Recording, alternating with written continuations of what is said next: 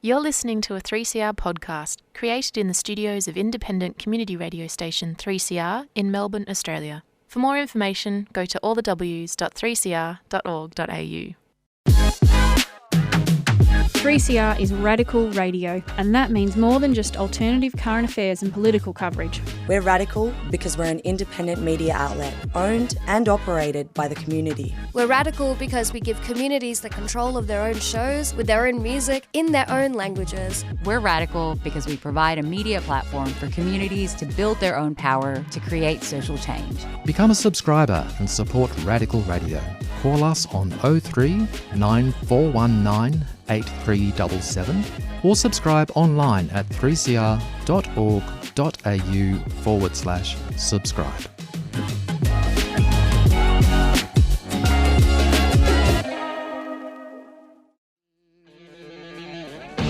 Death and hatred to mankind, poisoning their brainwashed mind. Welcome to the Anarchist World This Week, broadcast across Australia on the National Community Radio Satellite. Listen to the Anarchist World This Week, Australia's sacred cow slaughterhouse.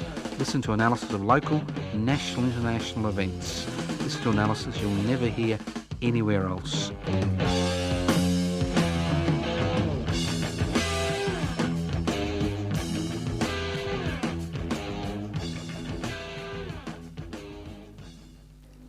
Welcome to the Anarchist World This Week, broadcast across Australia by the Community Radio Satellite. Karina, the producer, has run away, and you won't believe this. MTL is producing today. So she's going to have a rest. She needs a rest. Now, if you wonder what anarchy is all about, anarchos without rulers, a society without rulers, not without rules. What gives rulers the ability to determine the lives of billions of people? Inequalities in power and wealth. So the anarchist struggle is the struggle to devolve power, possibly through direct democratic means, and the struggle to hold wealth in common and use it for the common good. Exceptionally conservative concepts, but every time human beings have attempted to create an anarchist society, and people have over the centuries, the response has been brutal from those who exercise power. So our struggle is that to continue that struggle to create that society without rulers, not rules. Now, I'd like to welcome all our listeners across Australia, courtesy of the Community Radio Network. My name is Joseph Toscano. This program is coming to you from the studios of 3CR in Melbourne. The program is podcast. You can access the podcast by going to 3cr.org.au. Now, occasionally, not often, you see or hear something which encapsulates a moment in time, which can have a profound impact on you. But you've got to listen. And you've got to watch, and you've got to look. It's all about observation. Now, watching the news late one evening last week, just after another bombing raid in Gaza by the victorious Israeli military, there was a little bit of footage which came out of Gaza. And you had this woman who just lost a child. There were body bags littered around the place as a consequence of the bombing, who said, "We're humans, not animals. We're humans, not animals." 32,000 deaths later, 14,000 children. The carpet bombing of an enclave of 2.2 million people, that was at the beginning of the carnage, and I don't use the word war to me, war means when you've got two sides that are basically, got reasonable armaments that are, fighting each other. That's war. This is carnage. Can't describe it as war. It's carnage. And what we've seen is collective punishment. It's a little bit like, let's say here in Australia, we have a little enclave somewhere. Let's pick Byron Bay. That's always a good place to pick. Very gentrified area these days. Let's say the people of Byron Bay kind of declared independence and there's a little bit of shenanigans, and there was this independence movement in Byron Bay, and they went a little bit haywire. And then the Australian government's response was basically to destroy everybody living in Byron Bay, irrespective of whether they supported or didn't support what had occurred. Collective punishment. And this is collective punishment which includes the bombing of hospitals, essential infrastructure, places of worship, refugee camps, and it's also carnage which is based on collective punishment, based on starvation. And obviously the world had enough yesterday. Even the United States of America had enough. And the Security Council passed a resolution for an immediate ceasefire in order to allow humanitarian aid into this area. Even had Russia and China voting for it. And little USA, for the first time in its history, in terms of support for the Israeli fascists, that's right, fascists, abstained. So the resolution was passed. There is times, and you see them occasionally, when you begin to understand the horrors which are perpetrated by sovereign nation states on people.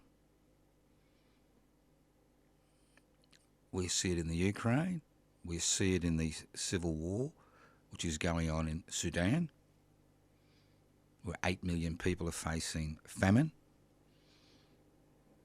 and we see it in Gaza. And you wonder, what's the purpose of this? This is not about defeating Hamas. This is about humiliation, degradation, marginalisation. But the retribution has been so encompassing, all-encompassing, the world is demanding that something is done. Whether anything is done or not is a matter of debate, because UN resolutions are basically have no mechanism by which they can be enforced. Although we saw this during the Korean War, when the United Nations was involved. And so there's always the option of military intervention. That's right. Military intervention by those 15 members of the Security Councils who passed this resolution for an immediate ceasefire and release of hostages and humanitarian aid. But that encapsulates everything, you know. These half a dozen women surrounded by body bags, little body bags, not the big ones that you and I would fit into, but little body bags, type of thing your grandkids or kids would, you know, fit in nicely, screaming to the world, we're humans, not animals. But it's all right. You know, it's all right, isn't it? We live in Australia, the land of milk and honey, and I understand 100 cattle died as they've been transported to Indonesia. I think from brucellosis, the fear is, which is an infection. People were shocked. Shocked. That's the word that was used. This is shocking. 100 cattle die being transported from Australia to Indonesia. Shocking. Horrible. Disgusting. We saw in Moscow when Islamic State militants created havoc by killing over 130 people attending a concert. And again, this is shocking. But let's not forget that in comparison to what's happening in Gaza, and even if you look at the situation in Ukraine, in comparison with what's happening in Gaza, it's not on the same level. This is something which is totally unacceptable. Totally unacceptable. So what can we do? Because, we all feel helpless, don't we? When our governments aren't willing to act. Well, obviously there are people who are going to protests constantly. But isn't it about time the Australian government was forced to recall the Australian ambassador from Israel? Isn't it time the Israeli ambassador was called in to the Foreign Minister's office, Madame Wong, to explain what's happening? When we see the Chinese ambassador called into the Foreign Minister's office to explain this and that, when we see this horror, this is worse than what you see in a Texas Chainsaw Massacre movie. This is horror on an industrial scale. All we can do is say, we need to release the hostages. These are human beings. Irrespective of who they support, they are human beings. And we're not talking about armed combatants. The majority of the people who have died in this carnage are old people, women and children, not armed combatants. And let's not forget, we need to remember two things, which everybody seems to have forgotten. One, the Palestinian people were not responsible for the Holocaust. Anti-Semitism is in the DNA of the European tradition. Hitler's final solution was only possible because of widespread support for that ideology. And that support crossed both sides of the wall. Anti-Semitism, as I keep saying over and over again, is a particularly European problem. But the people of Palestine are now paying the price for 2,000 years of European anti-Semitism. They have been asked to pay that price. Not the people of Europe who are responsible for the Holocaust. It's the Palestinians who are paying that price. Not just in terms of the horrors which are occurring every hour of every day in the Gaza Strip, but which have been occurring for over 70 years. So at least one thing you can do is ring up the Foreign Minister's office or send them an email saying, why haven't you called in the Israeli ambassador to explain the atrocities which are occurring? Why haven't you recalled the Australian ambassador the Israeli ambassador back to Israel? Why haven't you expelled the Israeli ambassador to show our disdain? Now, every country, now that we've seen the Security Council pass this resolution, if every country in the world recall their Israeli ambassador, I think the Israeli people would understand that what is happening in Gaza is totally unacceptable. As this woman said, we are humans, not animals. And as I said a few weeks ago, if I did to a rat what the Israeli armed forces, on behalf of the Israeli government, are doing in Gaza, I would find myself in jail. Listen to the Anarchist World This Week, broadcast across Australia via the Community Radio Network. And did you have a good weekend? I'm sure you had a good weekend. I'm sure you went to the beach, or went to the mountains, or went walking, or went to the Grand Prix, or went to the theatre, or had a nice lunch with your family. We always have a good weekend, don't we? But unfortunately, the people of Gaza are not having a good weekend.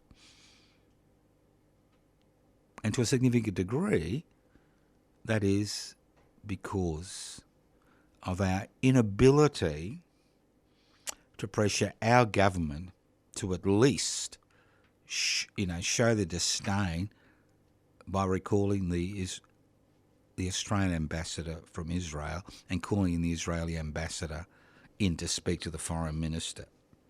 You listen to the Anarchist World This Week, broadcast across Australia via the Community Radio Network. Now, it gets better.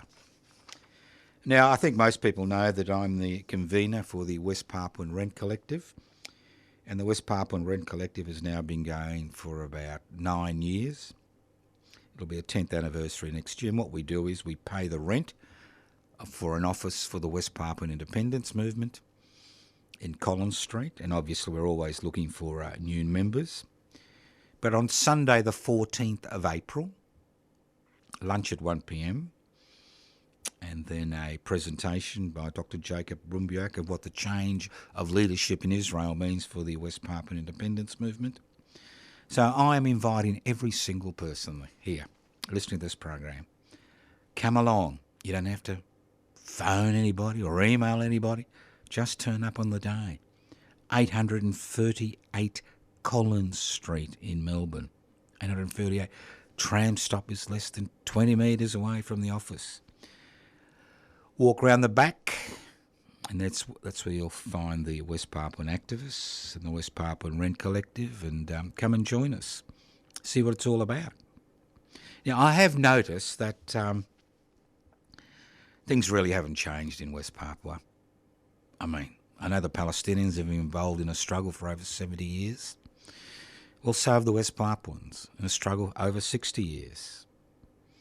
And they continue to resist, not just passively, but resist in a military fashion by actually still having combatants in the mountains resisting Indonesian colonisation.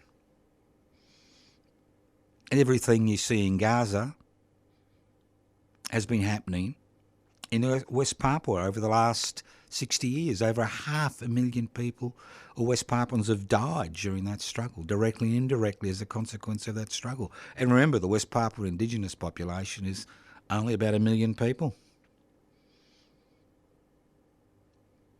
And, everybody was horrified a few days ago when a video was released of West Papuan activists being tortured. Tortured. Too gruesome to show, they tell us. Machetes in people's backs.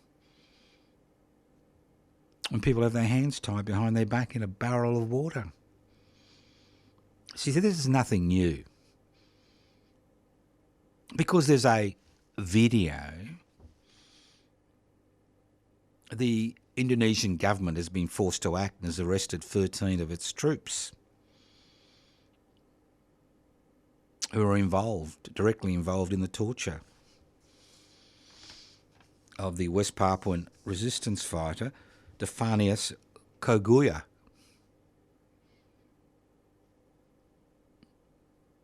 Another gentleman died as a result of the torture. And the list goes on and on. But see, this is common practice. There is one Indonesian soldier in West Papua for every West Papuan adult male. That's 250,000. West Papua is an exceptionally rich province. Natural resources, timber, gold, minerals, fish. And what we've seen is the world giving a tick of approval to what's happening in West Papua. Although the United Nations passed a resolution, they wanted to send a fact-finding mission to West Papua, the Indonesian government continues to block that fact-finding mission. And those West Papuan resistance fighters who kidnapped the New Zealand helicopter pilot said they're quite happy to hand over the New Zealand helicopter pilot as long as he's handed over to United Nations officials. Obviously, the Indonesian government does not want the world to know what is happening in West Papua. Transmigration program, which has seen over 1 million Indonesians being given land that traditionally belonged to the First Nations people, and the list goes on and on. So, if you're interested in the West Papua independence struggle, and remember, Gaza's 10,000 kilometres away, West Papua is 75 kilometres from the Australian coastline. That's 75 kilometres. And don't forget, we sell armaments to Indonesia. We train their troops in counterinsurgency tactics. And we are responsible as a people for the actions of our government. So if you're interested in the West Papuan struggle, come along on Sunday the 14th of April, 1 p.m. for lunch, 2 p.m. for a presentation by Dr. Joseph Rumbiak, and at 3 p.m. I'll be doing an auction of goods that have been handmade by different people in order to raise money for the West Papuan Rent Collective. And you can always join the West Papuan Rent Collective. It's very simple. Leave a message on 0439 395 489 or contact the West Papuan office and you'll be given the details. $1 a day, a great investment, practical, as they say, practical support. You're listening to The Anarchist World This Week, broadcast across Australia by the Community Radio Network. My name is Joseph Descartes. Look, we're involved in an interesting little political foray. People know that for a number of years, over a decade, we've been pushing the public housing bandwagon because, especially in Victoria, where I'm currently broadcasting from, it's been privatisation of public housing. Now, the Victorian Greens have finally kicked a goal. Now, I'd like to congratulate the Greens for using the term public housing. I understand the difference between privately owned housing, which is, community housing, affordable housing, whatever they like to call it, social housing, and public housing, which is publicly owned and publicly managed. And they've been able to force an inquiry into the Victorian government's plans to demolish the 46 towers which still exist in the public housing sector, and a wider inquiry into public housing. And this inquiry is going to spread over 2 years, and it's going to dog the government. It's going to dog the Labor Party. and it may even influence the Liberal Party, who has voted for the inquiry, hoping to be able to embarrass the Labor Party regarding their policies. But unfortunately, the policies of the Liberal Party and the Labor Party in Victoria as far as public housing is the same: privatisation, privatisation, privatisation. So I'd like to congratulate the Victorian Greens under the leadership of Samantha Acton for being able to push this through the Legislative Council. It happened last week. It's a very important victory. Not in terms of what the final inquiry resolutions will be, because the government will ignore them, but in terms of bringing the plight of the public housing sector to people's attention. And that's what it's about. Everybody talks about a housing crisis, and obviously there's a housing crisis, there's a rental crisis, there's a mortgage crisis. But ultimately, in a mixed economy, the greater the number of public houses and units, the greater competition in the sector, and that means reduced prices. Currently, across the country, it's all about the private sector being given, incentives to build homes. It's not about the government of the day at the state and federal level building public housing. See, public housing should not just be for people in dire emergencies, although today we don't even have enough public housing for people in dire emergencies. It should be available to anybody who can't afford to buy a home in the private housing market. Because see, what public housing has, I know everybody has horrible stories about public housing, but what public housing has in terms of an advantage is that it provides security of tenure. Rental housing, you have no security of tenure. It's a year-to-year proposition. And if the owner wants to come back, well, out you go. You get 3 months' notice if you're lucky. It's about security of tenure. It's about children being able to go to the same sporting clubs, the same schools, build up relationships, build up friendships which can last a lifetime. That's the strength of public housing. If you don't trash the place or too belligerent as far as your neighbours are concerned, you can live there for the rest of your life for 25% of your income. Extraordinary. And how has public housing wide become part of the Australian dream? Very simply. When returned servicemen and women came back from World War II to this country, over 25,000 Australians died in that war. They were billeted in tents in Melbourne, where I'm familiar with, in the Botanic Gardens and the MCG. This was the impetus for the government to get involved in creating public housing. So I think this inquiry, its major function there'll be two major functions. One, obviously you get the information. Two, to keep the question of public housing forefront in people's mind as a way of tackling the housing crisis. And three, to put increasing pressure on the Victorian state government as the next state election looms in 3 years' time to change its policies regarding public housing. Listen to the Anarchist World this week, broadcast across Australia by the Community Radio Network. Now, here's a question for you. Why is justice blind in Australia? Why is justice blind? Well, I'll tell you why justice is blind. Because its eyes have been gouged out by legislation in a country which has a constitution which does not protect the individual from the arbitrary exercise of state power. That's why justice is blind. You see justice holding up little scales and a little,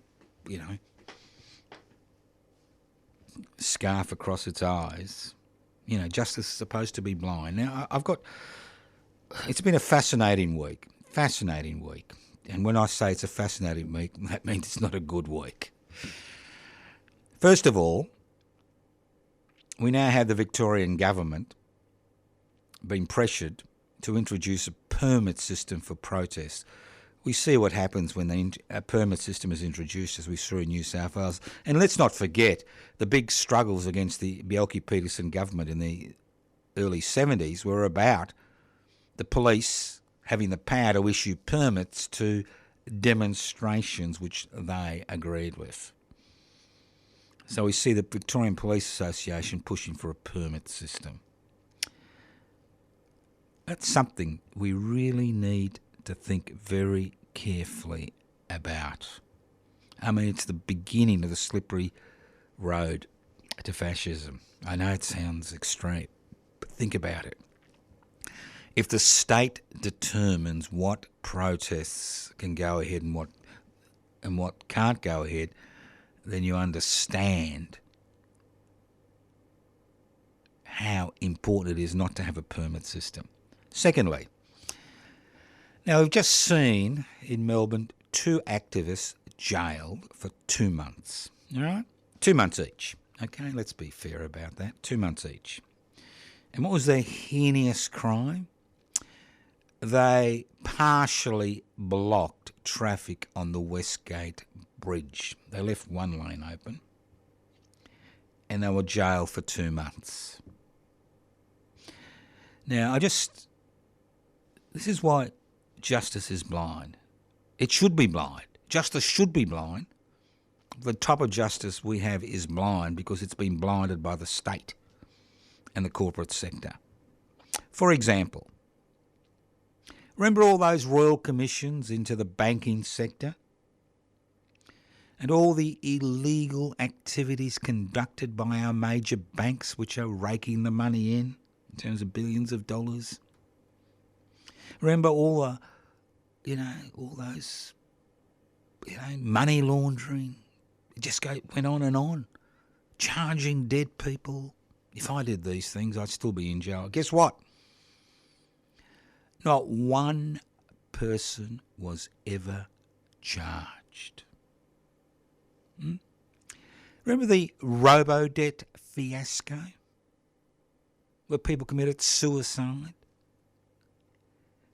Because, they were told they had debts which they didn't have. And the pain it caused to over 400,000 Australians who were accused of having debts to the Commonwealth Government. Guess what? Not one person, not one public servant, not one ex-politician has been charged with anything. But don't forget these 2 activists, climate change activists who are trying to tell us there's a climate emergency, are now in jail for 2 months for blocking traffic one morning.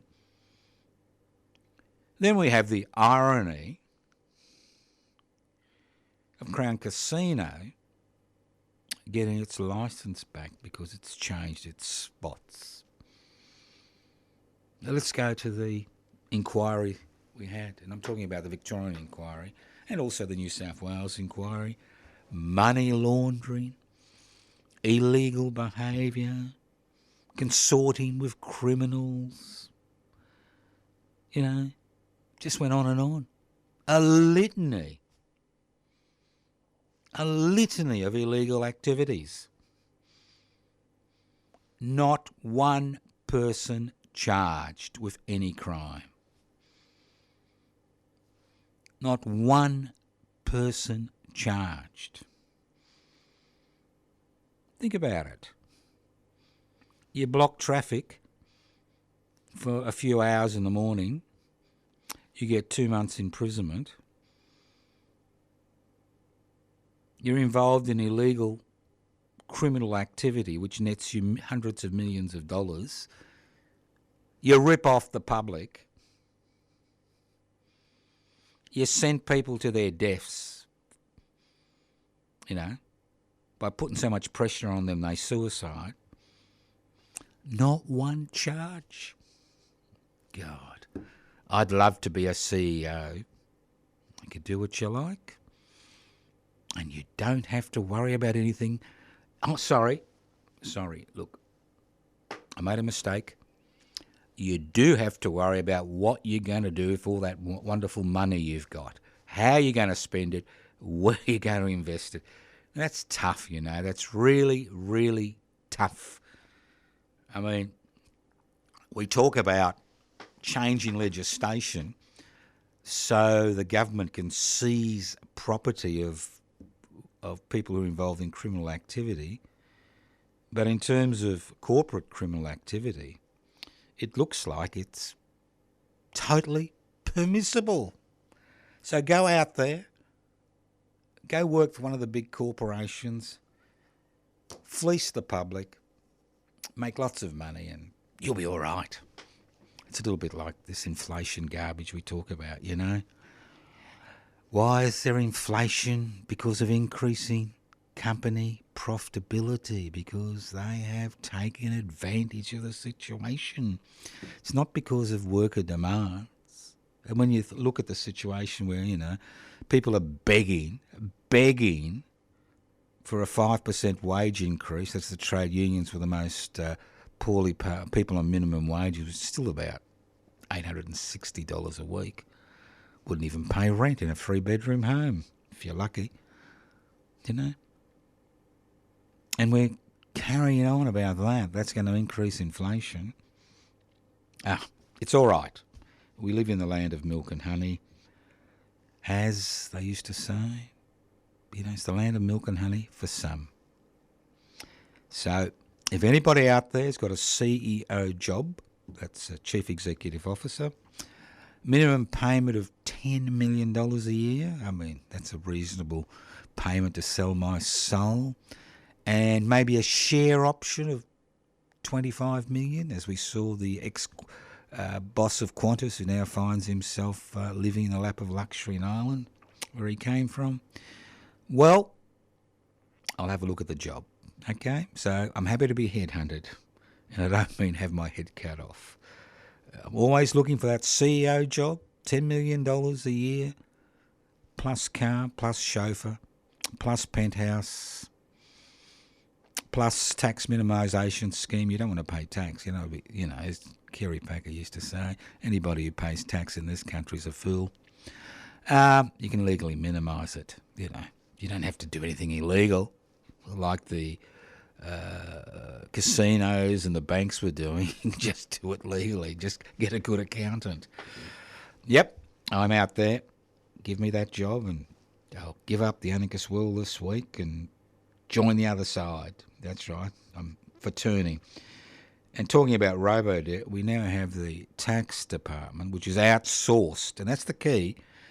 Outsourced its responsibility to the private sector, chasing up $34 billion in debt. Well, they claim. Mainly from little people and small business, because that's the beauty about being part of the tax office. If you don't have the legislative power to force corporations to pay tax, and they don't, well, what are you going to do with your time? What are you going to do with it? You're going to paint your nails? Look at some porn on the internet during working hours? No. You're going to chase all those small business debts which have accumulated over the last decade. And you're going to get the private sector to rake in that money. Looks like nobody's learned anything from Robodebt. And I think if the Albanese government really, wants to be re-elected, they really need to look at what's happening in the Australian Taxation Office. Because, see, this is one of these little things that affects a lot of people, and it affects their families. And it needs to be looked at. Okay, let's move on. A lot of Tasmanian election results. Any lessons? Not really.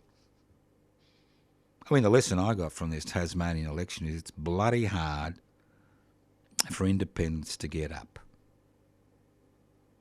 When you look at the three major parties, the Liberals, the Labor and the Greens in Tasmania, they received about 75% of the vote, and I think there was a Jackie Lambie network which received another 8% of the vote.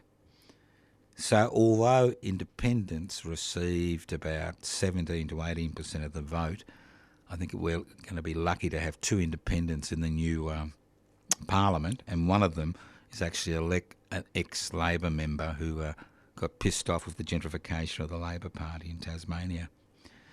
So it's still very hard for independents to win. I mean, Tasmania, the electorates are small. So you see, people are still thinking in terms of the major parties looking after them. Think about it. If you're a member of a political party, your pre-selection in a seat is dependent on the party membership. So your responsibility is not to the people who elect you, but your immediate responsibility is to the party that pre-selects you. And to make matters worse, there is no mechanism in Australian democracy or parliamentary democracy. I don't want to use the word democracy and parliamentary democracy in the same sentence. There is no mechanism by which you can recall non-performing politicians in between elections. None whatsoever. There's no power of recall. So the lesson is, unless you have a pile of money sitting next to you, while Australians continue to think of politics in terms of the major political parties, and I'm talking about Labor, Nationals, Liberal, Greens, the chances of independents having an influence is greatly, greatly reduced. Greatly reduced. You would think after the ridiculous situation we find ourselves in this country, where over 1 million children live in poverty in the land of milk and honey, you would think, where we have a taxation system which chases small debtors but can't do anything against the corporate sector because they legally pay no taxation or minimal taxation, you would think that people would begin to wake up and put 2 and 2 together. I mean, 1 + 1 = 2, + 1 = 3, + 1 = 4. It's simple, right? Look, it's so bloody simple. You know it, I know it. Right, you have 26.5 million people living on a continent. It's a resource-rich continent. You know, we stole it from our First Nations brothers and sisters. It's there, right? 26.5 million people. We have private charities. I know I mention this every week, but it's a little bit like the Gazan woman said whose child had just been killed. We're humans, not animals. It's the same philosophy. It's the same ideology. We're all humans. We're not animals. I mean, it's shocking that 100 cows died being transported to Indonesia, but it's not shocking that over 1 million children live in poverty in this country.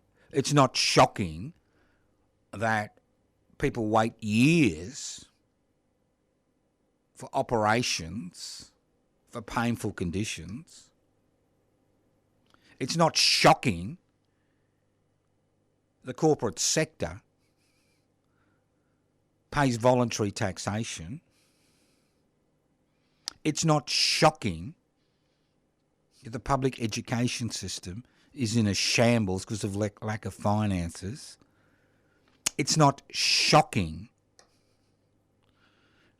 You know, I could go on and on for the rest of the program.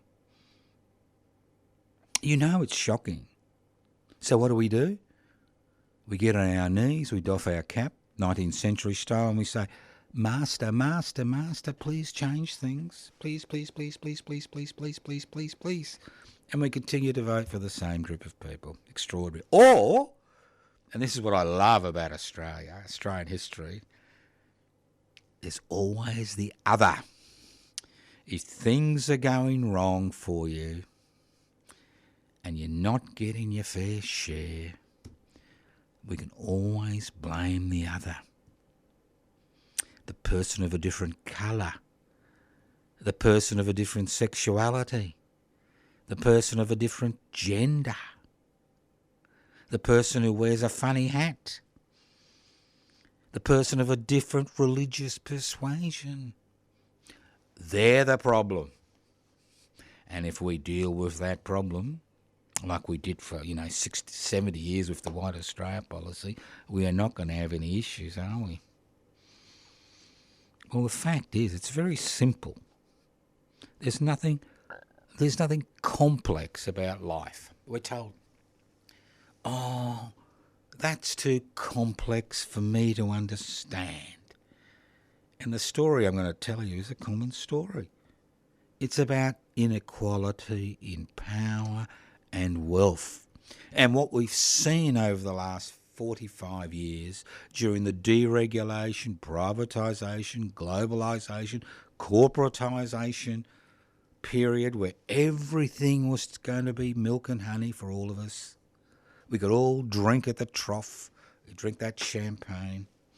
The fact is, the gap between the rich and poor has increased. The amount of anxiety that is in society has increased. The amount of mental illness has increased. The amount of pressure on the individual has increased. And maybe you got lots of new gadgets to put you in debt. But the fact is, life has not improved for a significant proportion of the population. And it won't improve until we realise that it's about inequalities in power and wealth. It's not about the other. It's about those inequalities. And if you are listening to this program on the 27th of March, I'm doing a presentation tonight at the Footscray Hotel in Melbourne at 48 Hopkins Street on the Irish Rebellion of 1798 and the convicts and the rebels who were sent to Australia as convicts, because there's a lot of lessons to be learnt. That rebellion occurred because Catholic and Protestant came together against their oppressors. It's the same here today. While we continue to be divided, nothing will change, because divide and rule is the primary strategy of those who exercise power and concentrate wealth in this country. Let's move on. Now, if you are interested in these ideas, I encourage you to join public interest before corporate interests. Now, we will be having a congress on Saturday the 4th of May, which people find out about. And if you want to be part of the congress regarding putting public interest before corporate interests, I'm afraid it's only open to members. They've got speaking and voting rights. So if you want to be part of that congress, join today on pibci.net, pibci.net. You can do it on the internet.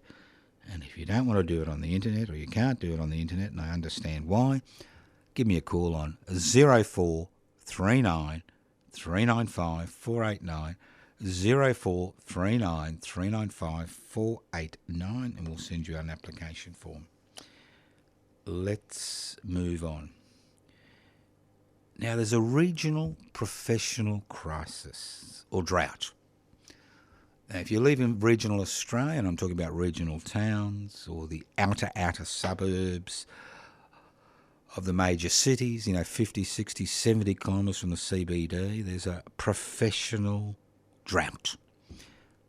Problem seeing a dentist, problem getting a vet, problem seeing a doctor, problem getting a teacher, and the list goes on and on. Well, I've got a solution. It's a very, very simple solution. It doesn't cost much. Simple solution. Even an idiot like me is looking for a CEO job that pays $10 million a year, plus $25 million share option, plus chauffeur, plus car, plus penthouse. Even an idiot like me can see this solution. So why can't anybody else? And it's not radical. It doesn't mean you got to have blood in the streets or hang people from gibbets or chop off their heads. Nothing radical about this. We've got a professional drought, right? We have people who've just graduated with HECS debts, 100,000, 120,000, 60,000, 80,000, which they're going to have to pay off. And because of high interest rates, their debt are exploding. Why don't we have a system that if somebody goes to work in a regional area for a year, 1/3 of their debt is written off? And if they stay in that regional centre or rural centre for 3 years, no more debt. None whatsoever. Nil. Zilch. I am sure that professional drought, which is occurring in regional cities, regional and rural Australia, would disappear overnight. The graduates are there who need some type of incentive to actually get out there and provide those services. It's a simple concept. Nothing radical. All it needs is legislation.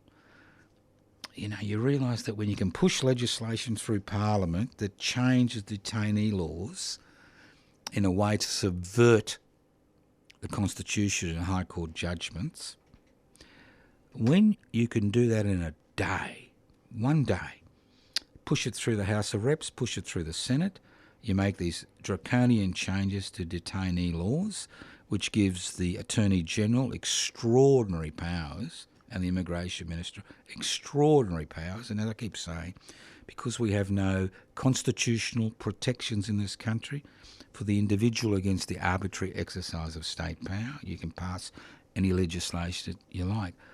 Couldn't they just pass legislation at the same time to say if somebody with some professional skill has got a HECS debt, that's right, a HECS debt, 120, 130, 140 grand, whatever, 60 grand, and they work in a designated regional rural area for a year, 1/3 of their debt is written off, and if they work there for 3 years, their debt disappears. I'm sure there'd be a lot of graduates who'd love to see that ball and chain removed from their ankle.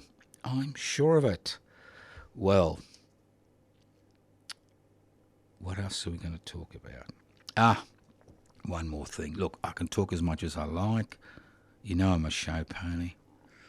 As I said, I'm looking for that $10 million CEO job with chauffeur, car, penthouse and $25 million share option.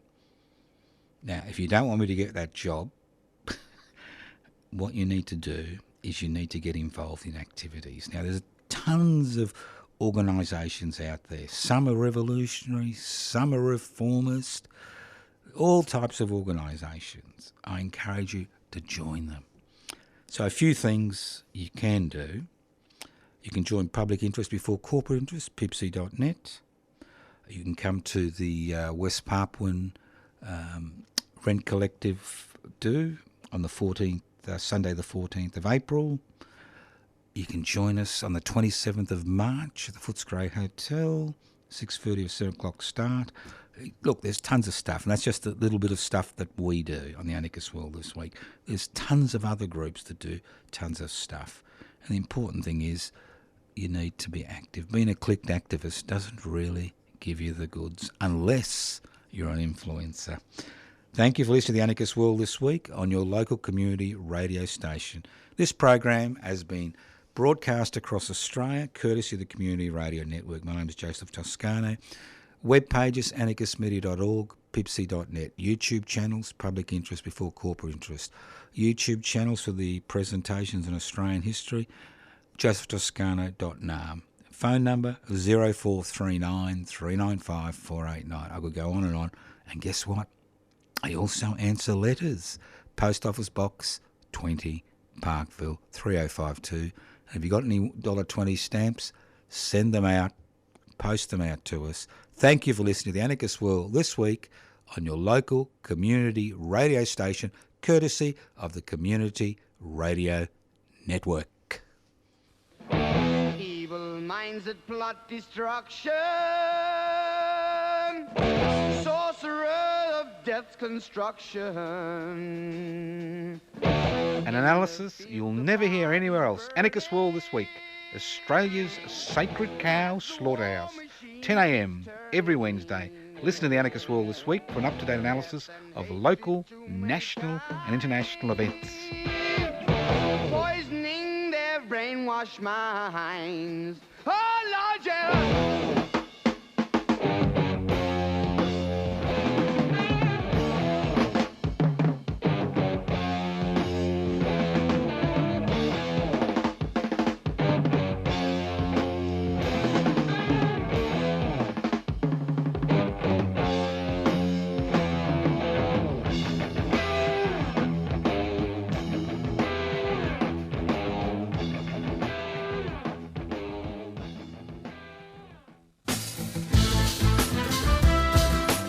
Are you a 3CR subscriber? We really need our listeners to subscribe to the station. It helps us remain financially independent and is an important part of our community governance. It's just $40 concession, $80 waived, $150 for a band or organisation, and $300 solidarity. Become a 3CR subscriber today. 3CR Radical Radio.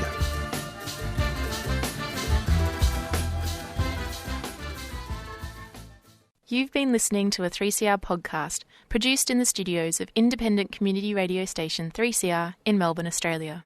For more information, go to allthews.3cr.org.au.